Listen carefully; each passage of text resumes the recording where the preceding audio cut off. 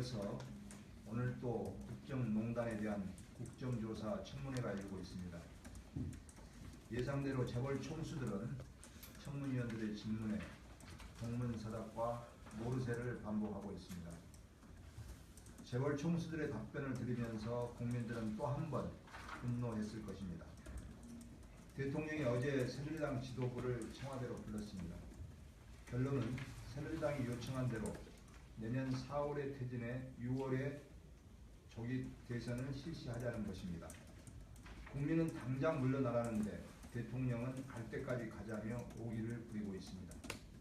국민의당은 철저한 야권 공조와 새누리당의 동참을 통해 9일 탄핵안이 통과되도록 최선을 다하겠습니다. 대통령의 세월호 7시간에 대한 자물쇠가 서서히 풀리고 있습니다.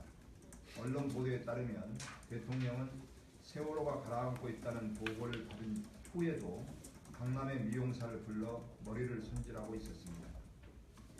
제 자식이 물에 빠져 있다면 그럴 수 있을까 하는 분노와 배신감이 듭니다. 이제 세월호 7시간 중 5시간 반의 진실이 남았습니다. 세월호 아이들이 가라앉고 있을 때 대통령은 꽃단장을 하고 어디를 갔는지 조만간 바뀔 것입니다. 오늘 국정조사 청문회에서 대통령의 세월호 7시간에 대해 대통령 비서실장 김기춘에게 집중적으로 추궁하게 될 것입니다. 고 김영한 민정수석 비망록을 통해서 김기춘의 헌정 파괴 사실이 적나라하게 드러났습니다. 비망록에 따르면 헌재가 통합진보당 해산에 대한 심판을 2014년이 넘어가기 전에 선고하려는 방침을 김기춘은 2주일이나 미리 알고 있었습니다. 또 해산 결정이라는 선고 결과도 이틀 전에 알고 있었습니다. 사법정의를 수호하는 마지막 보루인 헌재에게도 김기춘이 압력을 행사했다면 헌법 쿠데타나 다름없습니다.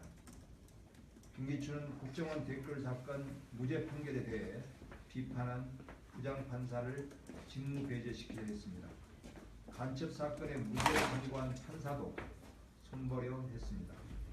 정윤의 문건 파동 당시에는 비선 실세 의혹을 문건 유출 사건으로 격화시켜 사법부를 통제하려 했다는 명백한 의혹이 드러나고 있습니다.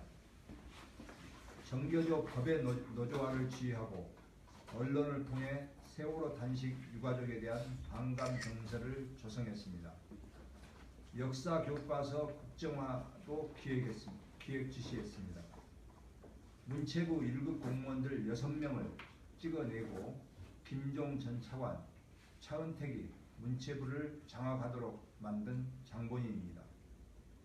부산 LCT 사건에 포스코가 시공사로 참여하도록 한 의혹도 제기되어 있습니다. 이토록 국정 전반에 김기춘 전 비서실장이 기획 개입함으로써 박근혜 정권을 무너뜨린 장본인입니다. 정윤의 문건 유출 사건을 덮도록 만들어서 최경락 경위가 자살에 이르고 김기춘 비서실장과 우병우 민정비서관이 김영한 당시 민정수석을 왕따시켜 모든 업무를 전행함으로써 자존심의 상처로 인해 병사에 이르게 했습니다. 이렇듯 청와대는 범죄 속을로서 매일 범죄 음모 회의가 열렸던 것입니다. 김기춘을 구속시키지 않으면 설사 박근혜 대통령을 탄핵한다 하더라도 과거의 김기춘이